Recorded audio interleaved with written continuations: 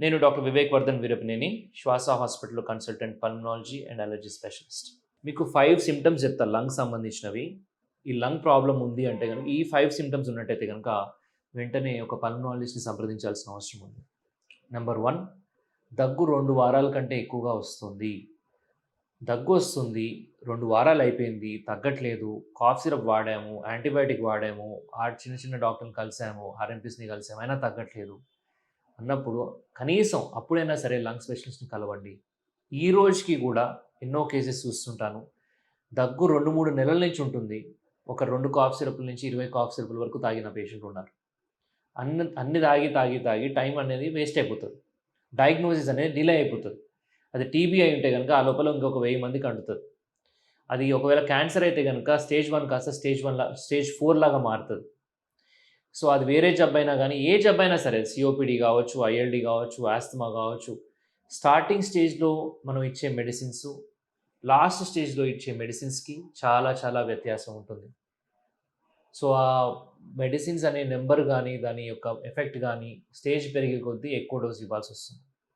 So, మీకు దగ్గు 2 వారాల కంటే ఎక్కువుందంటే గనక దయచేసి డిలే చేయకుండా ఒక పల్మనాలజిస్ట్‌ని కలవండి. ఎక్స్‌రే అడ్వైస్ చేయొచ్చు. ఎక్స్‌రే చేయించుకోండి. మీకు తెమ్మడ పడితే గనక అంటే ఫ్లెమ్ అంటాం.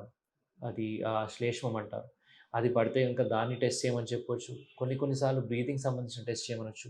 అది మీ పల్మనాలజిస్ట్‌ని డిసైడ్ చేయనియండి.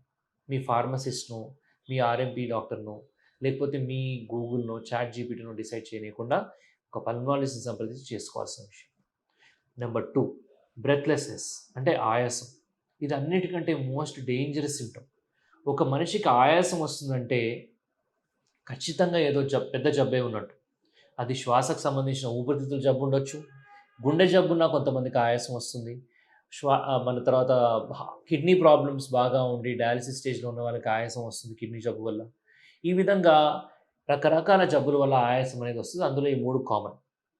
సో, శ్వాసకు సంబంధించిన జబ్బులు ఎస్పెషల్లీ ఆస్తమా, సీఓపీడీ, ఐఎల్‌డీ, ఈ బ్రాంకియక్టిసిస్ అని ఉంటుంది. దాని తర్వాత ఈ లంగ్‌లో కొంతమందికి గాలి చేరొచ్చు సడెన్‌గా బరువు ఎత్తడం వల్లనో, లేకపోతే యాక్సిడెంట్ వల్లనో. కొంతమందికి నీరు చేరొచ్చు టీబీ వల్లనో, క్యాన్సర్ వల్లనో. వీళ్ళందరికీ కూడా ఆయాసం అనేది చాలా కామన్ సింప్టమ్. సో, ఆయాసం గనుక ఉన్నట్టయితే గనక అస్సలు లేట్ చేయకుండా వెంటనే డాక్టర్‌ని సంప్రదించండి. ఆయాసం వచ్చినా మీ అంతట మీరు కాఫ్ సిరప్‌లు వాడడం అనేది మిమ్మల్ని మీరే మోసం చేసుకుంటున్నట్టు. నంబర్ 3 వీజింగ్ అంటే పిల్లి కూతలు.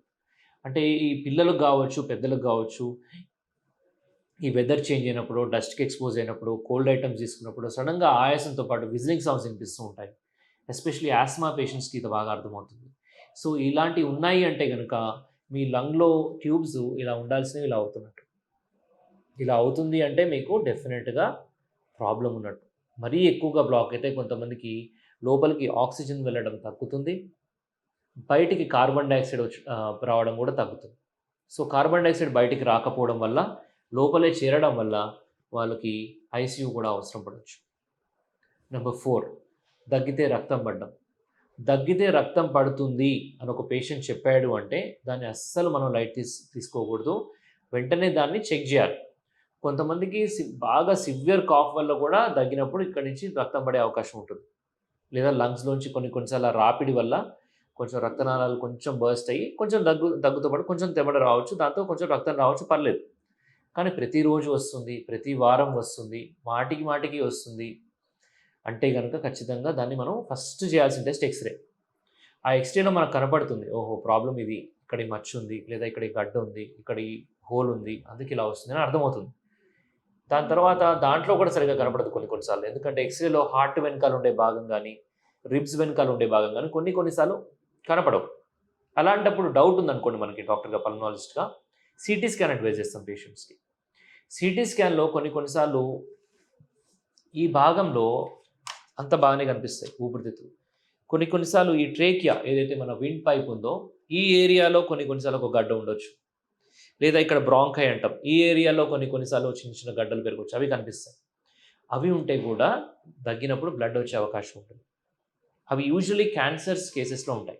క్యాన్సరు దాని తర్వాత కొన్ని కార్సినాయిడ్ అంటాం. సో, వీటికేంటంటే ఇక్కడి నుంచి మన ముక్కులోంచి గాని, నోటి ద్వారా గాని బ్రాంకోస్కోప్ అనే ఒక చిన్న కెమెరా ఉన్న ట్యూబ్ ఏసి లోపలికి వెళ్లి చూడడం జరుగుతుంది. ఈ ఊపిరితిత్తులన్నీ కూడా క్షుణ్ణంగా చెక్ చేసి ఎక్కడ ఉంది ఈ గడ్డ, లేదా మనం లోపల తినేటప్పుడు ఏదో సడన్‌గా గొంతులోకి వెళ్ళిపోయి అడ్డుపడొచ్చు. అది పల్లి ముక్క అవ్వచ్చు, చిన్న ఫ్రూట్ పీస్ అవ్వచ్చు, చిన్న ఏదన్నా టాయ్ అవ్వచ్చు పిల్లల్లో అయితే గనక. సో, వాటి వల్ల గూడా ఈ సడెన్‌గా ఆయాసం వచ్చే అవకాశం ఉంటుంది. ఎస్పెషల్లీ క్యాన్సర్స్ లాటి వల్ల ఈ క్యాన్సర్ గడ్డల వల్ల కొన్ని కొన్ని సార్లు బ్లడ్ వచ్చే అవకాశం ఉంటుంది. కాబట్టి సో, ఇవాల్యుయేషన్ అనేది ఒకటేసారి అన్ని టెస్ట్‌లు ఉండవు. ఫస్ట్ డౌట్ బట్టి అడ్వైస్ చేస్తూ ఉంటాము.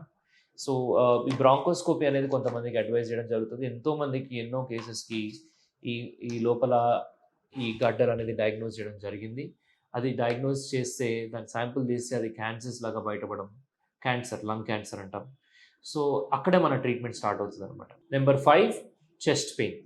చెస్ట్ పెయిన్ ఉన్నట్టయితే గనక వెంటనే డాక్టర్‌ని సంప్రదించాల్సిన అవసరం ఉంటుంది. ఎందుకంటే అది 3 కారణాల వల్ల రావచ్చు చెస్ట్ పెయిన్ అనేది. Number 1 heart attacks. నంబర్ 2 మనకి లోపల గాలి చేరడం సడెన్‌గా ఊపిరితిత్తులో లేదా నీరు చేరడము. Number 3 gastric problems. Gastric problems వల్ల కూడా కొంతమందికి సడెన్‌గా ఇక్కడ చెస్ట్ పెయిన్ అనిపించొచ్చు.